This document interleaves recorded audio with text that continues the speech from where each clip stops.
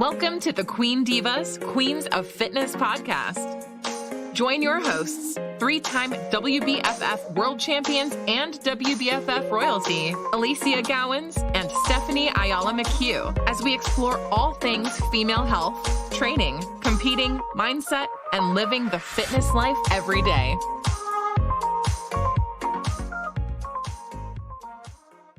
So welcome back after a few weeks of no podcast. We're bringing to you the latest episode of the Queen Divas podcast with the beautiful co-host of mine and five-time world champ, Stephanie Ayala McHugh. I'm so glad to see your face on the other side of the screen today. It's so good to see you on this screen right now, guys. We do this on Zoom and we actually have this on YouTube. So any of you listeners that just want to kind of see Alicia's face, she's getting leaner. I could see this face. You can see it in my face, right? Oh yeah. I can see that face starting to lean out. It's because Alicia does hold it a little more in her face. Like I can always tell literally have, and I'm blessed with this. So for everyone listening, I don't get fillers in my cheeks and shit. No, you got the natural filler, girl. I have a really full, I call it my big fat moon face when I'm in off season because I have a big fat moon face. But when I come into stage, do you know what the blessing from that, really good natural collagen production is? The fullness in your face. A great face. Yeah. And it's natural. And I love that. It is. I've always loved that about your face, though. Your cheeks always sit so high, nice and full. They don't get depleted and sunken into that zombie look. I don't get the skeletal look. I get cheekbones for the first time in however many years. You get a little shape around that. Yeah, contour, that natural contour that you naturally have. And you notice with my chin, I've actually got quite a heart-shaped face, right? But the difference is when I'm in off-season, I get the moon face because my face fills out. But when I cut in, I get this little heart-shaped point to my chin. My daughter has it too, but she has it all year round because she doesn't have my moon face. Well, besides your moon face, how's your body, woman? How are you feeling? Catch us up on this prep. Oh my God. Prep to AC. How are you doing? So I've been talking about this. I've been pretty open because everyone has just asked me, so many questions and I get so much inboxes about it that I'm like, all right, I'll just share freaking everything. So I am, and I'm sharing everything with my team. And I apologize to everyone listening to this. I still haven't caught my voice back from the show. We had the show on the weekend, the massive big Australian show, which was the hugest show of the year. What an amazing and it was phenomenal. And we had so much fun and our team did exceptionally well. So massive shout out to all of my team that's listening to this. They were incredible. I was so proud of them, but I have not stopped yelling that whole weekend. So my voice is still making a comeback. And I think because I'll segue into this because of the fact that I'm on such low calories and I'm doing so much output that my immune system is compromised. Every single bodily function is, happening at a much lower level than usual. Everything's down regulating. I can't avoid it. It just is what it is because I got to push through and get this last bit off me. So even something as simple as losing my voice from, overuse, it's taking ages for it to actually heal and come back. And I think someone in our house had a little bug and I think we might've both been fighting it off, Jacinta and I, and, it's just been a sore throat and that lack of ability to catch my voice back. So for everyone listening to this, I apologize for sound, I don't know. No, you sound fine, Ali. You do not sound like you don't have that raspiness or anything, and you don't have a cold or any type of, issue with your speaking. That's actually a good point that I will make though, is that, anyone that has followed me for a long time knows that I supplement quite minimalistically, I should say. I have very minimal sup range because my food usually is my primary focus for my micronutrients above and beyond anything else. But in this prep, I've had to actually expand the range of things I'm consuming because I knew my dig was going to be far deeper, far harder, far more aggressive. I was going to be jumping down into acute levels of EA, which I never normally do. And I had to be prepared for it because I could not, I didn't have time to be sick. I could not allocate any downtime because I'm literally to the wire the whole way through for this prep. So for anyone listening to this that maybe has missed past episodes, I'll catch you up. I had a baby 17 weeks ago. He came via C-section after year and a bit of really long IVF journey that saw my entire body composition change. I went into the pregnancy with more body fat on me because I needed to put it on before my transfer would take.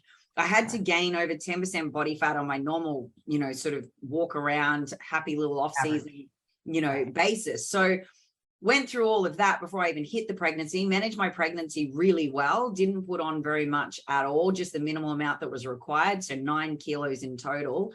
After I had him, walked out of the hospital 4 kilos down, still had that 5 kilos or so on me. Now, the issue was it was a C-section. And so I could not actually I couldn't do a single thing until 6 weeks post. So he's only 17 weeks old. At 6 weeks post, I got clearance to do some body weight, basic bitch shit, right? Like it was real basic bitch shit. And so for the next 4 weeks, that's all I could do. I did not get cleared to progressively load and start actually lifting normally until he was 12 weeks old. So I've actually only been lifting, progressively loading for 5 weeks now. This is insane. I'm on stage in 4 weeks. Anyone listening to this? Like I listen to myself and I'm like, you need therapy, lady. Like, I can't believe you actually signed yourself up for this shit. But in my defense, when I calculated the dates out, I thought I'd have 16 weeks, right? 16 weeks of dieting, 16 weeks of proper training. I thought I'd have that. Then I find out halfway through the, post-section, C-section healing that I've got another 6 weeks where I could do anything. So it's been a hell of a journey. I was also managing breastfeeding. So I didn't drop my calories aggressively straight away. I kept them higher. The benefit was this though, Steph, I actually am super freaking healthy, even though I'm deep in these trenches, way more aggressive than I'd ever be usually. And I'm also, which I love, I recomped. So in that first sort of, I don't know, maybe 6 to 10 weeks, I changed my composition favorably with more lean tissue. So my weight wasn't really moving at all. Like, it was starting to do my freaking head in for about 4 weeks. Oh, I know. The freaking, the scale. Yeah, but my mills and my girths were coming down and you could visibly see conditioning starting to come through, right? So this is where, again, we touch on the fact that scales aren't everything. They're just one tool in the toolkit, right? But I was recomping. So this prep has just been wild. It's been fucking hectic different.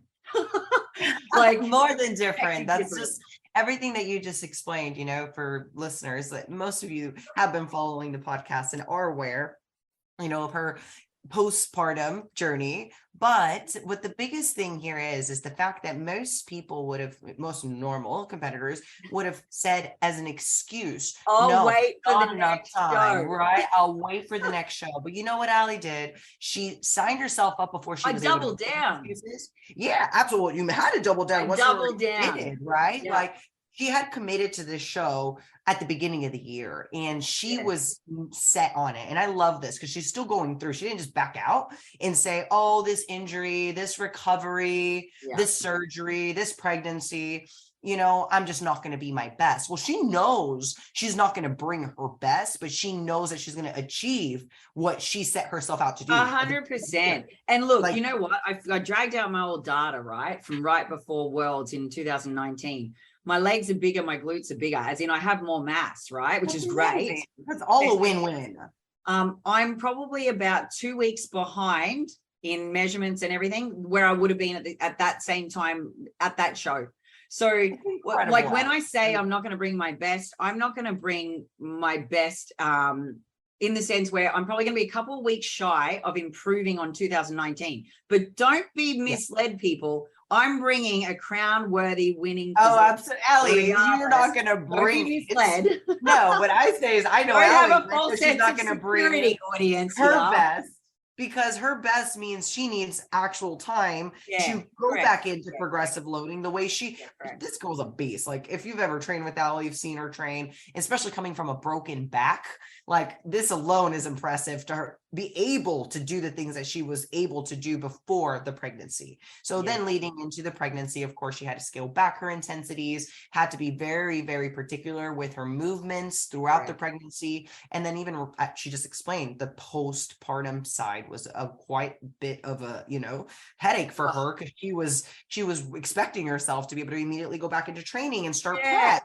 But the nutrition side of things, I was so naive. I was just like, yeah, okay. So from all the research I've done, 6 weeks, I'll be fine, straight back in. But what I didn't anticipate was that he would be sitting on one side predominantly, crushing a nerve. He's affected my oblique sling, so I had to do rehab on that. So my core wasn't even activating properly because of the oblique sling weakness on my right side. Like, I had to do all this work, right? So even when I got the clearance, well, we started to do it before the clearance for the progressive load so that I would be able to hit the progressive load safely a little faster. But even then, it was still a couple of weeks into it before I could actually start testing the waters on my strength.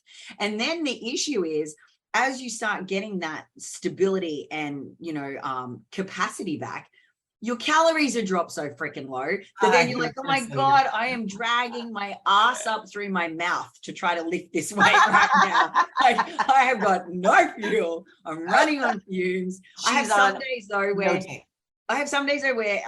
I think pure adrenaline gets me through, and I'm so determined to prove everyone wrong, and I'm so determined to bring something. The vision, though. You have your focused freaking vision. Yeah, so I have a bit of tunnel vision.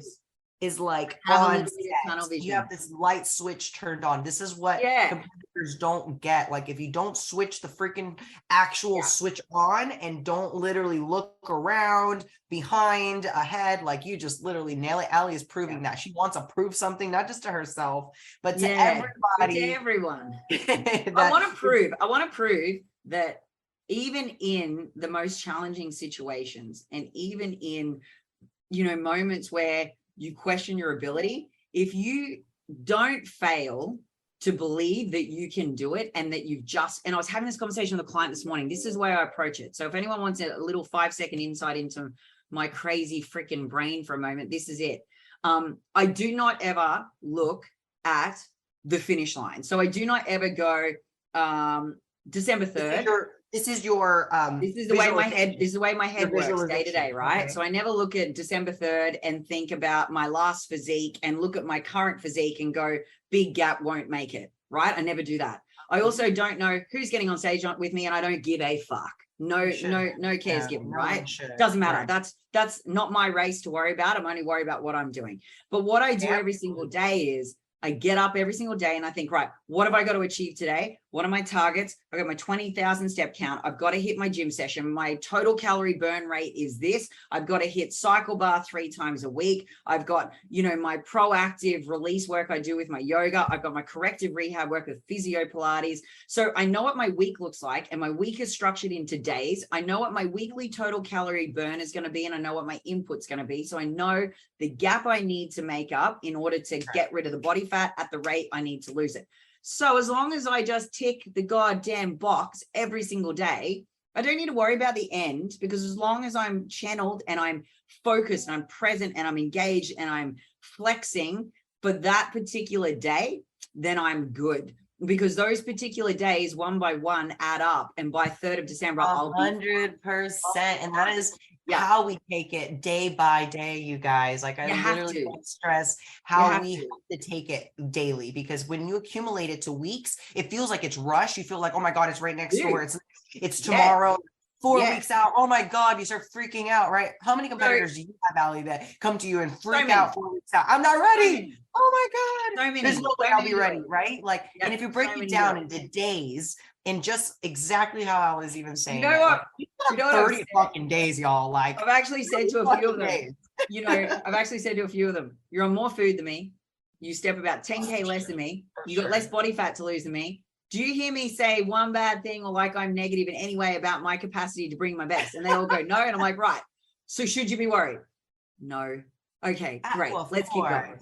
Like, don't worry. And that is one scenario. It's more of like exactly how you explain it. I love how you broke it down, trying to make it simplistic to somebody to get. Like, it's data, it's actual information that she's collecting to be able to assess that gap that she's trying to create from week to week. And if she has those numbers, she's able to essentially track these things. She's going to be able to create enough progress rate between, let's say, 4 weeks from now to know this is my end goal. This is my end, obviously, target. And if she assesses herself, let's say, whatever her, weight is, I will do my assessment on myself on a Sunday and then again midweek on the Wednesday. And I assess what's happened between Sunday and Wednesday, right? So let me just backtrack 1 second. The reason I think about my prep in those terms as a day by day ticking of my boxes and daily habits only is that I do not give room for stress, for unnecessary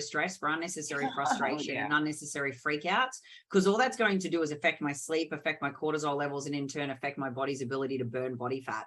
So why would I do that to myself? Right? Stress is the number one thing that makes all competitors start holding water. They worry too much, overthink, and stress about tomorrow when tomorrow's not even here. Right? Like it's not even guaranteed. Heck, you might not even wake up tomorrow, you guys. Like God may say, you know what, this is your last day. And I'm being honest, like I'm very about that. And I'm like, it's day by day. And if I really start freaking out about something, I do the same exact thing Ali's explaining. Both of us. It's exactly right. It's how to manage your anxiety, which is your stress levels. And also just knowing that there's tomorrow. Just today is literally one day at a time.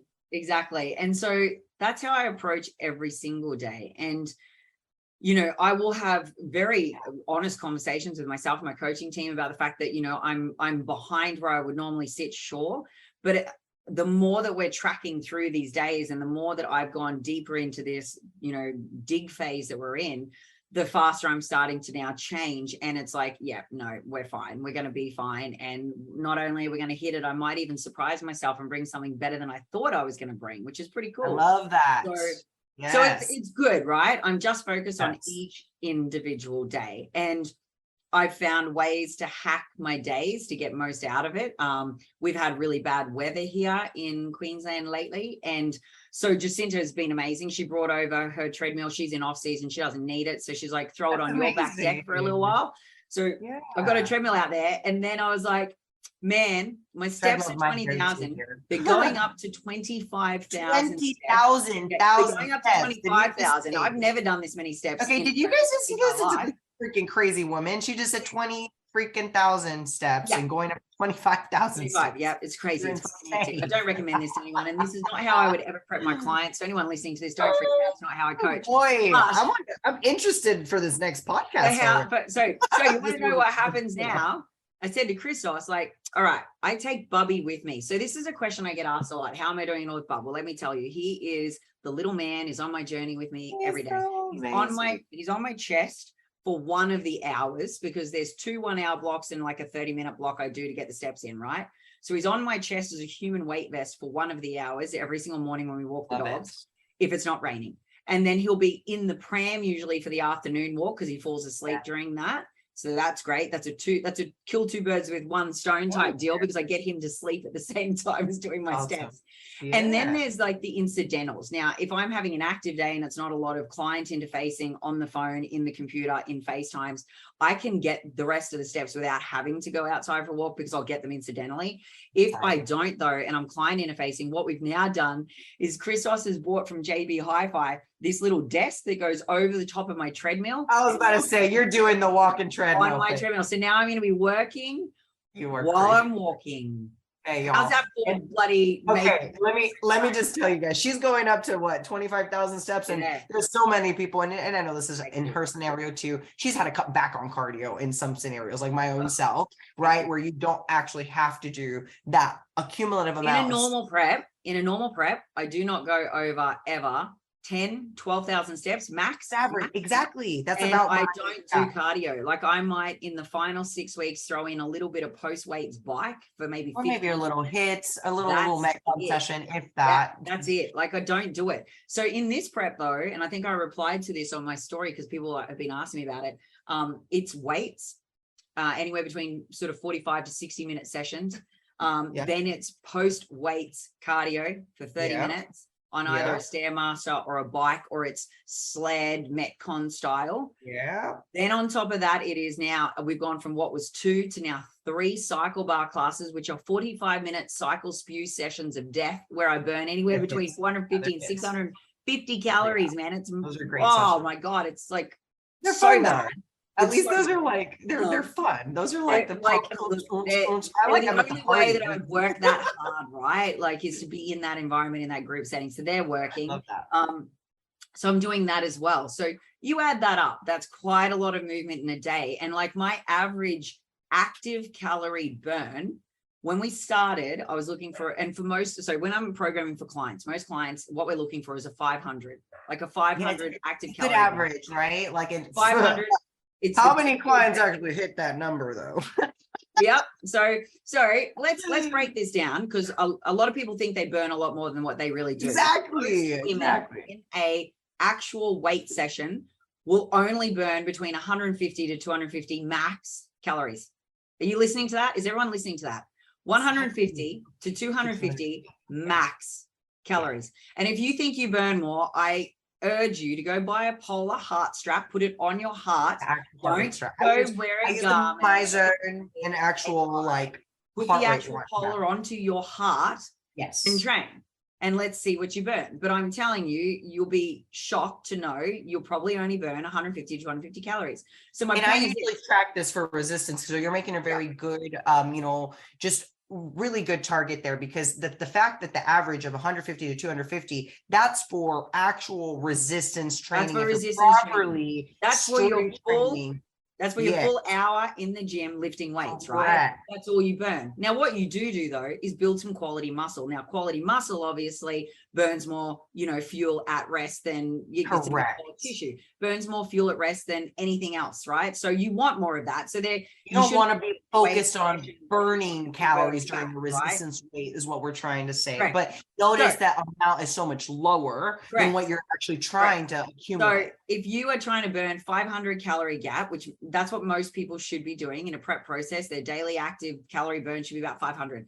That's why normally we have a step count, because the step count will make part of that. Then you've got your training session, and then you may have to do maybe 10 minutes at the end of your weight session to burn that little bit extra, right? So for everyone listening, normally it's 500 calorie active burn for me. My active calorie burn went because we were obviously only 10-week prep. This is only a 10-week prep for me to stage. From the time I started to the time I get to stage, it's only 10 weeks. It's half of what I normally do. And I had a third extra body fat on me than I normally have. So I had twice as much to lose in half the amount of time. So we started my active calorie burn target at 750, which is a big hole for me. That's a lot more. Like for a girl that doesn't do cardio, that was like, oh wow, cardi no is now cardi ho. How are you hitting these targets? How are you getting your cardio in? What's your cardio? So now it's gone. Let me just add to this from 750 to 1100. I have to burn 1100 calories in my day. This is cardio, you guys. This is excluding resistance training, because this is the total. This is my total burn across the course of the whole day. And it includes everything, right? So 1100, you are insane. Yes, it's intense. That's why I'm like, now you understand why I'm like, do as I say, not as I do, bitches, to all of my team, because they're not allowed to do this. I would never put them through No, this is aggressive, you guys. But I love what she's really putting out there, because she's showing how hard she's committed and how really, again, this is tough. This is not easy. This is the hardest one I've ever done. This is way more excruciating on the body, the fatigue, the mental fogginess. I mean, overall, like she's having to exert so much more than she's intaking, and that is such a horrible feeling sometimes when you're trying to put it into context for people. I'm literally burning every day just under the total amount of food I'm consuming, and that does not factor in my BMR. So what my body actually then needs, which is like double the amount that's being burnt in total. So it's a big hole, it's a big gap, and the gap is there so that I can drop these last 4 kilos. But I do want to point something out, because we're mentioning how aggressive and how much she's burning. It's not healthy. It's not okay. Besides the fact that it's not healthy, let me bring this up, because so many people are gonna be like, "Oh, if Ali is I'm gonna try this out." Let me go 4 hours a day. Like, yeah. But the thing is that you don't actually have the correct metabolic standpoint to start. She actually had a such higher range she started with, so she's actually not in such unhealthy place yet. By the end of this prep, she's going to be suffering. Her immune system's going to be shot. She's already feeling the freaking back end of that. But the fact that she's able to start at a higher caloric intake, she was healthier for a lot longer time than she's been in a surplus per se. So yes, I was just going to say, full surplus. Everyone listening to this, full surplus for 2 years. 2 years. I'm sorry. This isn't like something short. I was in a full surplus for 2 years. I had my micronutrients completely optimized because we needed it, obviously, for the IVF and the pregnancy. Then I was breastfeeding. So even coming out of the back end, I have not had like a night out drinking. I have not eaten shit food. I've literally been, for everyone listening to this, this is, you know, what is enabling me to do it without falling apart. I've been on a structured, focused meal plan for 2 years in a surplus. But structured focus, eating micronutrients optimized, focusing on her micronutrients for her pregnancy. She was able to go through her IVF process, obviously through her pregnancy, conceive and even recover and still obviously breastfeed. So she had to really focus on these high vitamin, very dense foods. And the fact that she was able to start again at that higher range allowed her to be a little more aggressive and go into this lower range. She can't stay here very long. She's only for this prep itself. She's getting to the end of the freaking, you know, tunnel here in the stage. And what I want to say is if anyone starts at a chronic diet already and has been maybe dieting before, you would never be able to do this. If anything, you were going to just look like a freaking buffalo, like water buffalo, because you're going to look so inflamed, so water retained, because what she's doing is actually being effective because she had higher body fat levels. She was in a surplus and was in a healthy marker, a range with her panel before she started this. And then I also did all of my blood work at the very start to see where I had vitamin or mineral deficiencies, if I had any, and any enzymes perhaps that were not, you know, where they should be, if I had any issues with my blood. So, you know, was I fighting anything? Did I have any overgrowths? Like I tested everything, right? So everyone listening to this, I didn't just like, I knew this was going to be aggressive for me, like, and way more aggressive than I would ever let anyone else do. And largely because mentally, this is not an easy process. Like most people. No, that's exactly what I was saying. Like this is a big mental game, and legitimately most people would crumble. Most people would not do this and not be able to do this. And I wouldn't wish it this mark and they would quit though, Ali. That's the thing that I wanted to mention next is the fact that because they don't know what they're going to end up looking like. You already mentioned, like you're dealing it day by day, but they would have quit because they don't want to know what the end is going to look like because they don't believe in themselves. You believe in your day to day, you believe in your process, and you believe in your abilities, in your work ethic, and which is you're going to get there and you're going to be badass on that stage. I'm determined to be. I'm determined to be. So when I did all this testing and then we tested again, you know, halfway through this whole block of dieting, just to make sure that I was, you know, not lagging in anything, because you really open yourself up for immune suppression big time when you start doing what I'm doing. So, you know, like I said before, I mentioned earlier, I've got some things that I'm taking that I wouldn't normally have taken. Like there's a tablet I'm taking for the production of stomach bile to make sure that my stomach bile is, you know, at the level that it should be. So I don't have any issues with motility, absorption of nutrients and everything else. I'm also taking a liposomal, which is the most highest absorbable way to basically take vitamin C and glutathione, which is a detoxification pathway hormone. So I'm taking those. I'm taking a really heavy duty magnesium and zinc. So for repair, recovery, and aiding in my sleep, which will be effective when you go into quite a big deficit.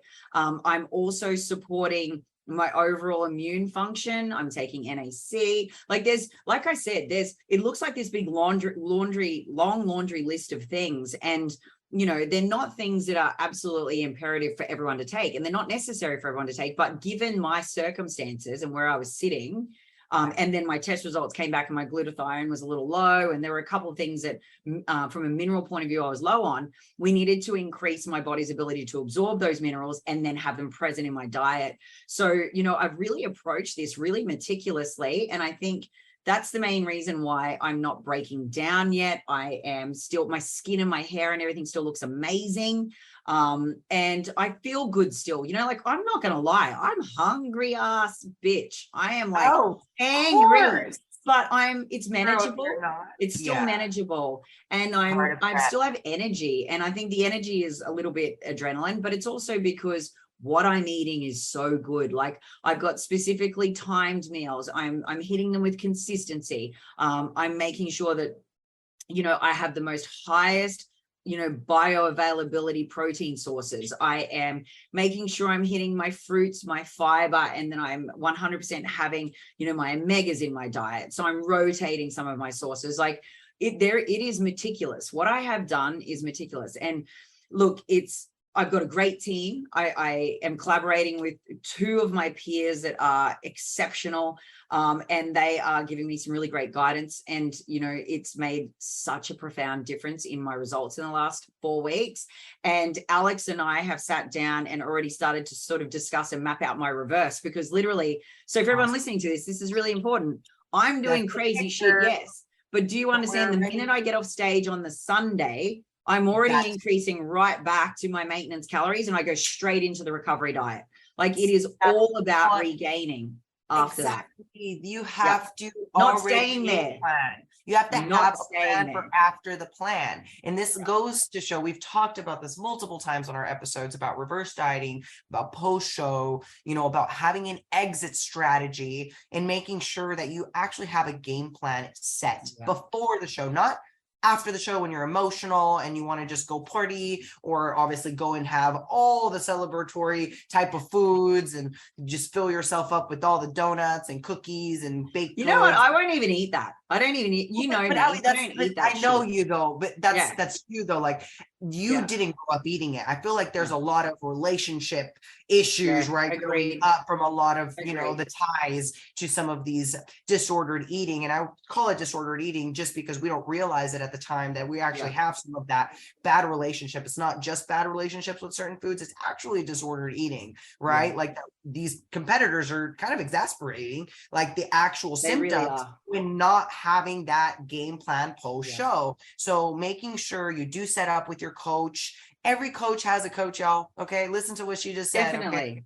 We all need guidance. We all need someone to support in our corner to be able to go to and have a second pair of eyes. Heck, 6 pairs of eyes, right? It's okay. Yeah, definitely. Look, and anyone that knows me knows that I have an extensive team. And like I've talked about before on a podcast here with you, it's not for everyone what I do and how I do it, because I have so many individualized people in specific zones, right? That doesn't work for most people because they won't all talk to each other. And unless you have the knowledge that I have to know how to communicate between them all and then connect them, it won't work, right? So I'm very blessed that I can do that. But that's not for everyone. I'm actually really lucky that my osteopath and the one that's been rehabbing me and doing all of my programming, so my actual training programming to keep my back and then pre and post, part of the whole recovery and rehab of my, uterus and midsection, he's actually coming over for the show and for my peaks. So that's great. He's going to physically be there to help treat me, because we have recognized that I may have a little bit of breakdown in my structure. I might start having some exacerbated issues with my back. I may have a few niggles with this hamstring tendinopathy that I've been nursing. These things may flare up, right? Because EA is going to be really low. Body's healing rate and recovery rates are compromised. There's so much down regulation that this will be a thing. So he's going to be there to treat me. We'll push through my final sessions while we're in the Bahamas together, which is great. So I love that. I love that he gets to come on this journey with me, and I'll share him a lot on my social media. So you'll all get familiar with him. He's very good at what he does. So, there's a reason I'm able to do what I can do now, and safe and pain-free and no back flare-ups, because I haven't had any, knock on wood. It's largely been the work I've been doing with him. So he's been phenomenal. And then I've got, just a really great team around me that have supported me this whole journey. Kayla, who we've had on the podcast, she has been imperative for all of my programming pre and postnatal with the things relevant to pelvic floor and in particular, the pubic symphysis issues, and still navigating some of my core related work post the baby and post the C-section. So that's, another element. Then I've got my rehab physios, 2 of them that I work with that are doing all the deep transverse rehab. So, and that oblique sling correction work, I've been working with them on. So when it does come time to do my thank you at the end of this journey, there's going to be a long list of people that have contributed. It has taken a village to build. Oh yeah, every time, man. A village for my comeback. It has been. You realize this at the end of, the journey never ends, but at the end of, let's say that this first goal, which is Atlantic City, and we only get better from it, but we realize, man, the support, the coaches, the therapists, everybody that's in our corner are really the ones that made us essentially shine on stage, because we do the work, but we wouldn't be able to do the work we do without that support of the team. And that's exactly how I felt even going into this world. Like we talked about multiple times, like, I mean, heck, like the therapy was probably more what we have to focus on than the actual stimulus and intensity of training, because you and I both go balls to the wall, and we love to do that, and it's like we couldn't. We have to, like, when you can't, you're still it's so frustrating. It's going in second and first and second gear, and you go from first gear to second, and then you're like, oh shit, I've got to go back down again, can't go up again.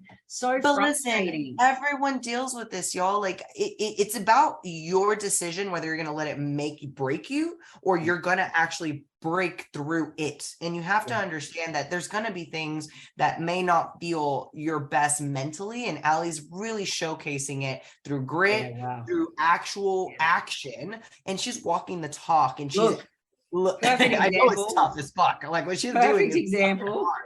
Like when I have to give a massive shout out to Jacinta. She is my right hand lady in my business. Also my best friend, godmother to George. But she is a fucking beast, mate. She's in her off season, and she's just literally turning up and doing ridiculous 1.5 walks with me in the morning to go get coffee. That's her reward I give her, is to go get coffee on the walk. And then she's turning up and doing these dumbass cycle spew classes with me. And she's really supportive with me on her day off work, where I'll be like, I've got to get this class in today. She'll do the walk with me in the morning, then come back to me later that night to go to cycle class with me.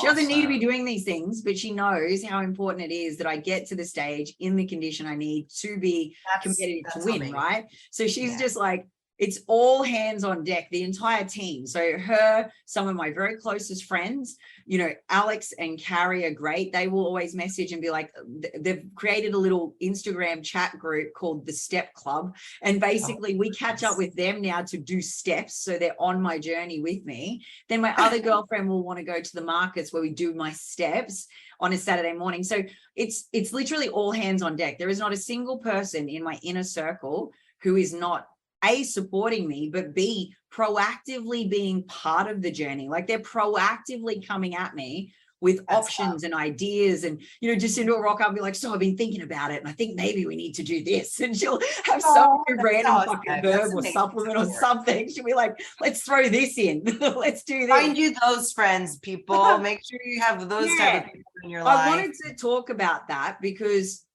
this is a really big thing that we see, and you see it, babe, as a coach. People that don't have good support networks will never be successful. It is just too hard. If you don't have people in your corner, like I just described, change your circle, move. You're not a tree. You don't have roots. Get up and walk away from them and set your roots down where you actually are going to be validated, your goals supported, and your dreams, boosted, because they're the people you want to be with. They're the people, and you would do those things for other people most of the time. If you actually went internal, you'd be like, I would do this and probably more for this person. So it's nice to get people that do it back for you. It's super important. And like, look at my partner. I've talked about him a million times. He's really good. He will do my food. He'll have it ready on time. He, like when he knew that I was having issues being productive with output increasing, that it was going to become a problem, he corrects it and goes and gets me the attachment for my treadmill. Like, you need people like this. You need people like this, right? And and the thing is, it's not everybody like is gonna have this amazing family and amazing friendship, right? That just uproots itself. Like Ali said, you do have to move yourself if you're not in those kind of scenarios and have that environment. You have to get out of where you're at, create a new environment. That's what we're referring to. But it's more about, if you don't have those people, it's okay to be alone. And I think that so many people are scared to be alone and walk alone on this journey. And I find that it's actually probably one of the best things. And I probably secluded too many people out of maybe my first few years. And it was actually more intentional because I didn't feel like anybody aligned with my no goals one and they got didn't it. understand. And I didn't have time to go make new friends, to be honest. Like I just didn't have. Yeah, but look at how many you've made through the process, through competing, right? exactly. So this is the other thing I say. That's what I was going to bring up. Yeah, find your community, right? So just instead of staying where you are and feeling unsupported, just slowly start to become present in other environments where those people already sit, because you'll pick them up. And I'm sure your team feels this way. They just feel like it's like a little sisterhood, right? Like you've created a culture. And that's where I feel super, super proud and very just prideful in our team, like just how everyone is really extremely family oriented. They all support each other and are there to actually have the culture. It's not just a competitive type of standpoint. I feel like when we go into the competitions, right, everybody at some point wants to like look at each other as competitors versus on a team, if they're on, coaching team or I don't know, overall, like still doing the same thing, same lifestyle, you're going to feel more support rather than a competition 100%. From that team. It really so just is. find that community, make sure maybe if you don't have it, like Ali mentioned, an amazing support system that she has going on right now, which is going to make her successful. And I find that everything that she mentioned being extreme, but very extreme. And it's real. And I love caveating this entire podcast today that, and I've said it before and I'll say it again, I would never program like this. I would never have a client do this. I would never recommend this. I wouldn't endorse it. I would not. And if I hadn't already had fully committed to it and jumped headfirst into the waters of some very deep water, I would have, maybe gone, all right, maybe I go for another show with more time frame, but I'm not that person. And once I commit, I'm committed. So I'm there. I love that about you though. I love that about you. So you are a boss because of it. That makes you the real queen. Okay. Like you actually are I'm coming back for that. Retirement. I'm throwing it out there for those that haven't heard it. I'm coming back for that. That title will be mine again next year. I'm fighting my ass off for it. So this comeback of mine, it starts with Atlantic City. It definitely does not end there because I will be in the best starting position. So just you think about this. When I put that physique on stage in December, right? Just you think this thought. That's her starting point for Worlds. I know it. That's her starting point for Worlds. Now that's a pretty cool thought. Shaking in their boots, you guys. That's motivation for me. It's motivation. Like, I'm really motivated by that. I'm super, super excited to see what I bring to Worlds because I know what that's the end goal. It's going to be way better. Goal to have her come back was the Worlds was the goal, and I know Worlds is the actual. It's crazy enough. I probably can see her even saying, you know what, I'm going to do another pro-am, and you know what? Don't laugh. I already see her doing. Laugh. She's gonna probably will. I know you will. Like I already know you. I just know you. She's gonna get off at Atlantic City and she's gonna tell Steph, I'm either doing whatever to spring. Doesn't it sound familiar though, Steph? Don't you recall back in 2016? I did Atlantic City. I got off the stage. I came in. I saw you in LA. In LA. I got off the stage, came in even better, and won Worlds. So who's to say I won't do the trifecta again? I just already see it, but you know what? Let's watch and see. Let's get the popcorn out, guys, and we're out for a show. If you haven't been following Alicia, she has been updating everybody on her social media. Keep up with her journey, and obviously share as much as you possibly can. I'm interested to see this freaking 1,100,000 calorie. Oh my God, babe, it's crazy. So what I will do over the course of the next week, I'm just going to pick a random day, one of my many days, because they all look slightly different, but they all have the same sort of targets, right? That metabolically I've got to hit. So I will go through a day and I'm going to share it. I'll do a day in the, life of a 1,100 calories. Because I am with social media. I'll share what it looks like.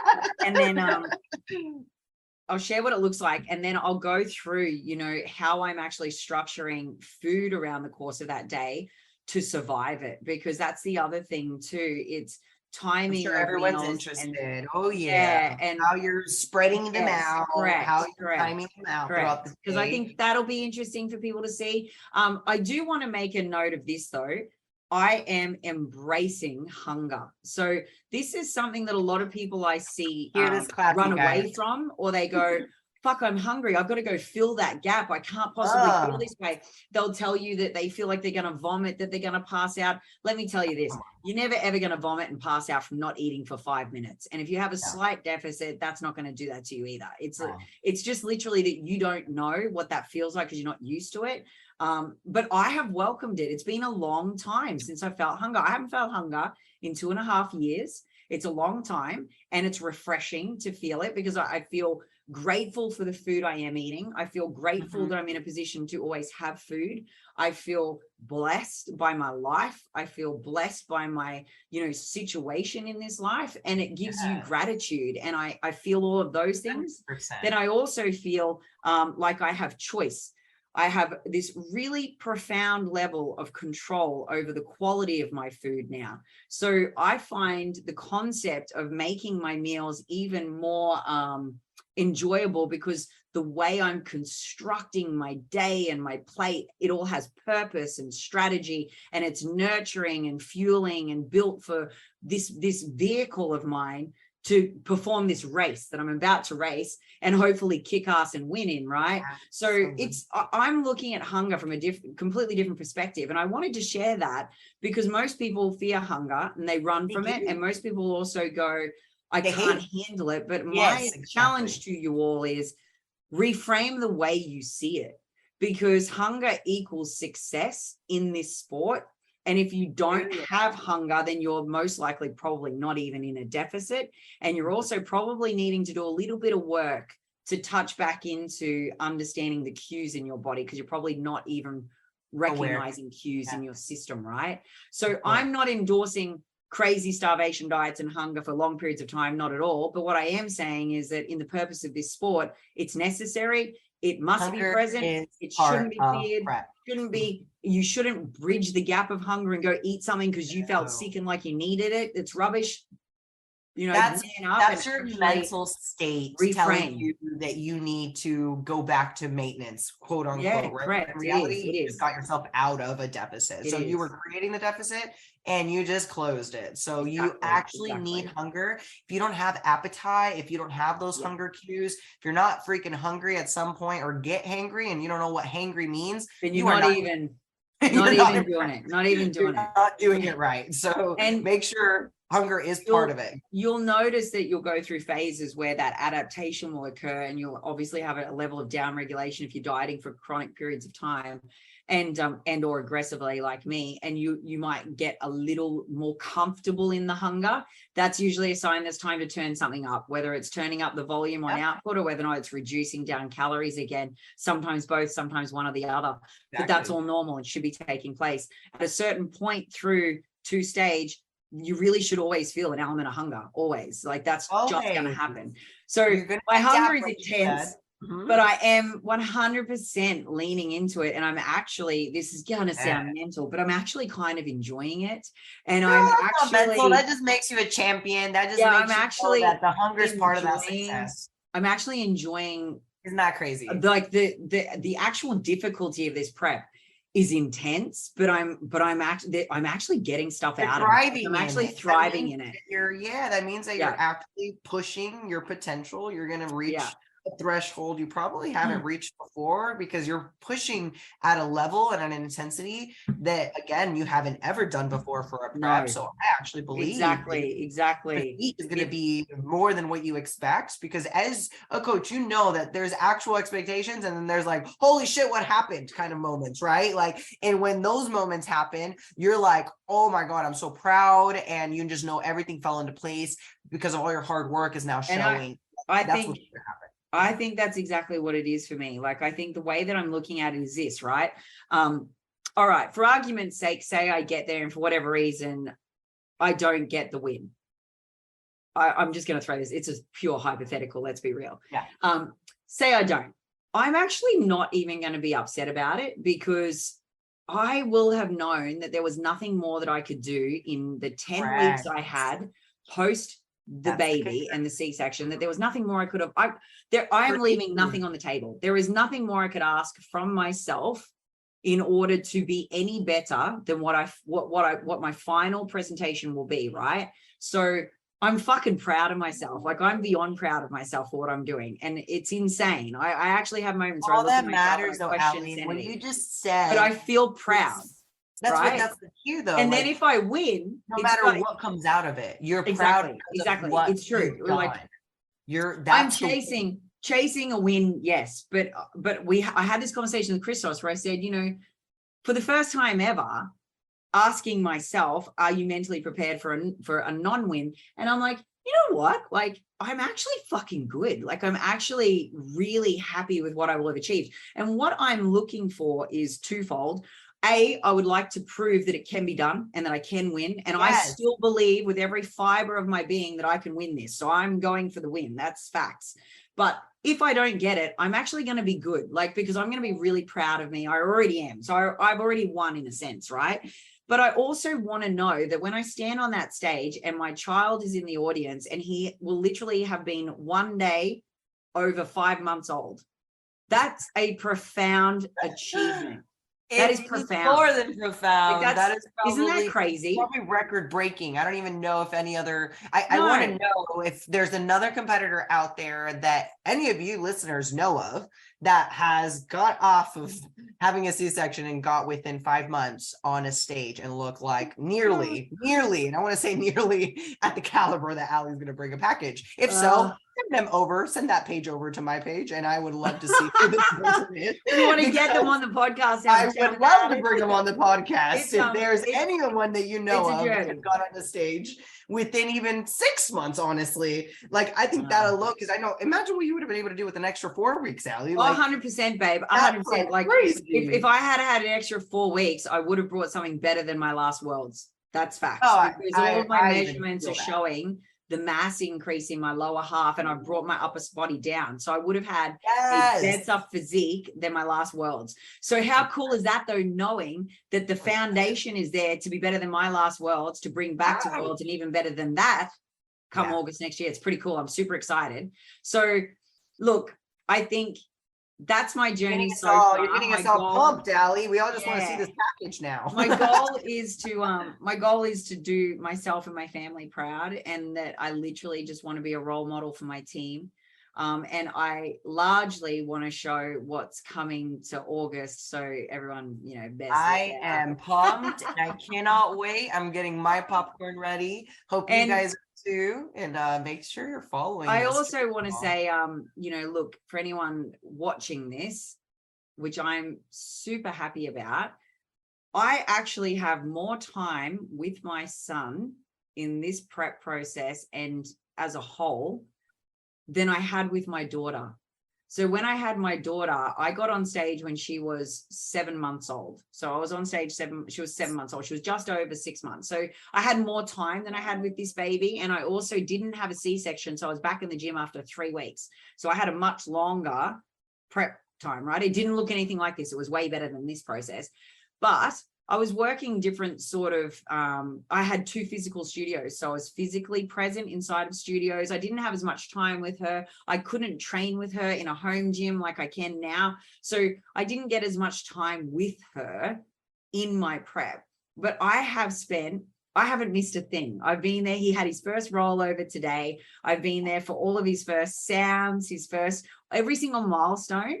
He's physically been with me. So I haven't missed a fucking thing. And I've been able to breastfeed right up until, you know, only very recently when supply dwindled because my deficit was just too high.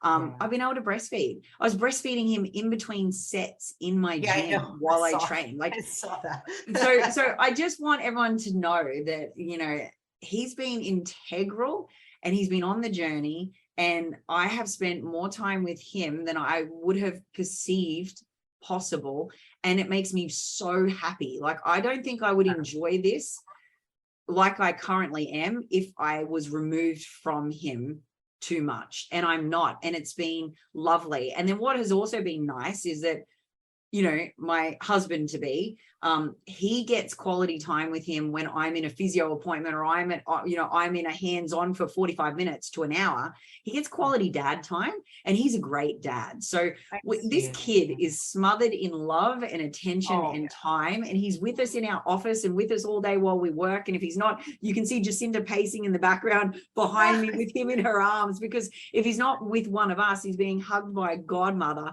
And it's been a wonderful part, to have him play in this process too. So I just wanted to throw that out there too, because if anyone's watching my stuff, you'll see him constantly featured in everything. Love George. We can never get enough of him. He's so literally cute. the cutest. I also wanted to say that because I wanted to also show that it is possible to have and to juggle and to, make it work when you've got that fresh new little being in your life too. And you don't have to feel this guilt about having, any time for yourself. You can take them in on the journey, and it can just be something as simple as walks or, doing home workouts, but they can physically be with you if you're worried about that. And I only say that because I have had a couple of clients postpartum that have had this really insane level of guilt about doing anything. Workout. Yeah. Away from them.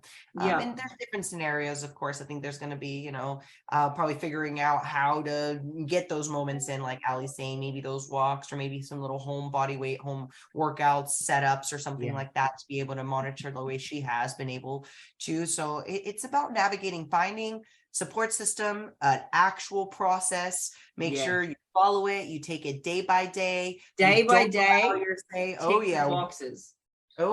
day, tick the boxes. You have a plan.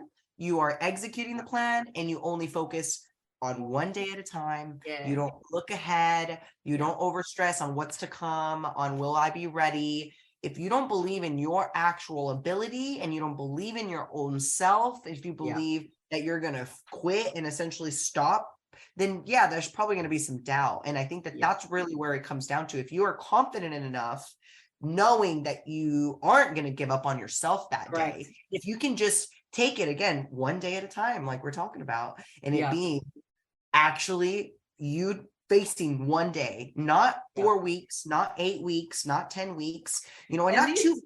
This even is where I think those midweek check-ins with yourself are important too, because then you're not letting it go even one whole week, right? Before you can correct something. If something's a little off midweek, you can be like, oh crap, I'm down in my minutes for that half of the week in cardio. I better step it up for the next half of the week. Or my sleep has suffered, and all of a sudden I haven't dropped what I calculated I should drop.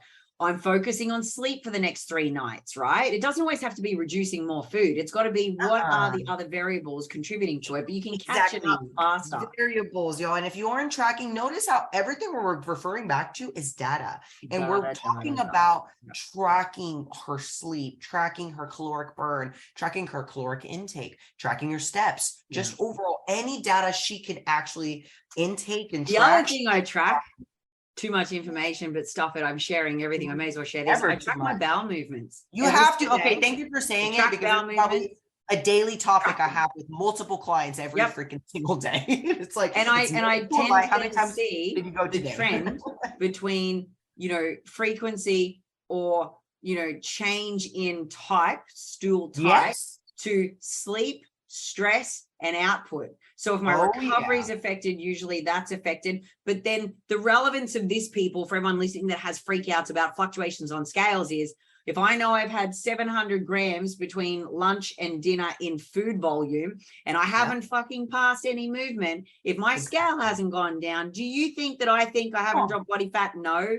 I look at my food and go, there we go. It's still sitting in the transit. It's sitting in my intestines. And look, and this is another one, or good to know.